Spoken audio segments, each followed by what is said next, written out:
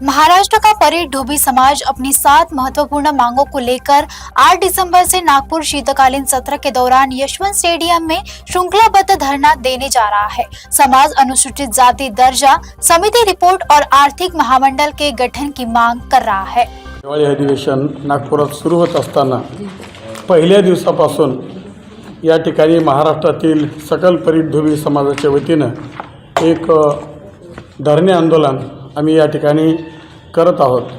महाराष्ट्रातल्या सर्व महसूल विभागातून प्रत्येक दिवशी एका महसूल विभागातील कार्यकर्ते त्या धरणे आंदोलनामध्ये सहभागी होणार आहेत। मुळामध्ये हे एका दिवसाची लढाई म्हणून नाही, तर साधारण गेल्या 30-35 वर्षापासून आम्ही सातत्यानं संघर्ष करीत आहोत। मुळामध्ये महाराष्ट्राची जी ओबीसीची यादी झाली होती, म्हणजे 170 जातींची असणारी यादी, त्या 170-78 जी काही पहिली यादी होती त्या यादीमध्येही परीट समाज महाराष्ट्राच्या ओबीसी यादीत नव्हता।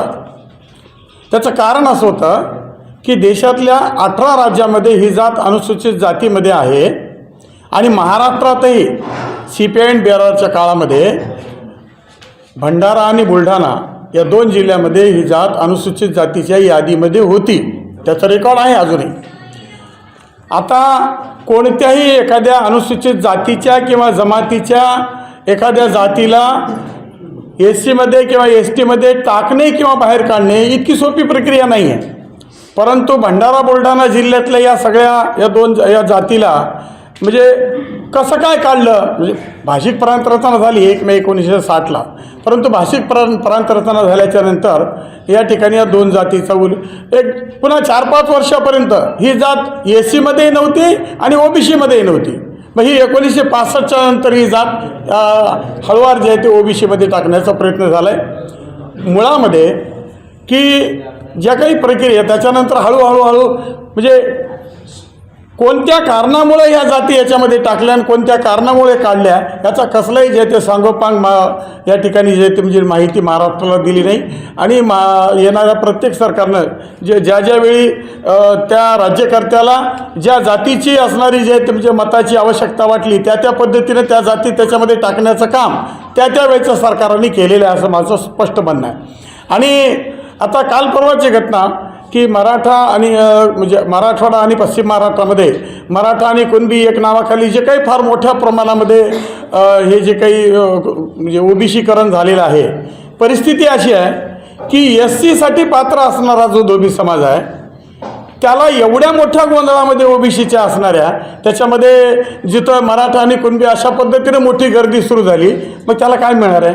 म्हणजे जेव्हा ही गर्दी नव्हती तेव्हाही त्याला काही मिळत नव्हतं, आता तर त्याला मिळण्याचा काही विषयच नाही। अब आपकी कार और बाइक की हर जरूरत का बस एक ही ठिकाना, श्री श्याम टायर्स। यहाँ मिलेगा आपको व्हील अलाइनमेंट और व्हील बैलेंसिंग, पंचर और टायर सर्विस, कार और bike washing, alloy bend repair और रिम स्ट्रेटनिंग, जनरल सर्विसिंग और बैटरी की सुविधाएं। श्री श्याम टायर्स में सभी ब्रांड के टायर्स उपलब्ध है और सेवा हर वक्त आपके लिए हाजिर है। जहाँ सेवा बनती है श्रद्धा, वही है श्री श्याम रसोई। सेवा ही सबसे बड़ा धर्म, हर दिन इंसानियत का स्वाद परोसती है यह श्याम रसोई। सिर्फ 2100 में एक दिन का अन्नदान और 21,000 में पूरे साल का पुण्य। करुणा, प्रेम और सेवा का संगम है श्री श्याम रसोई।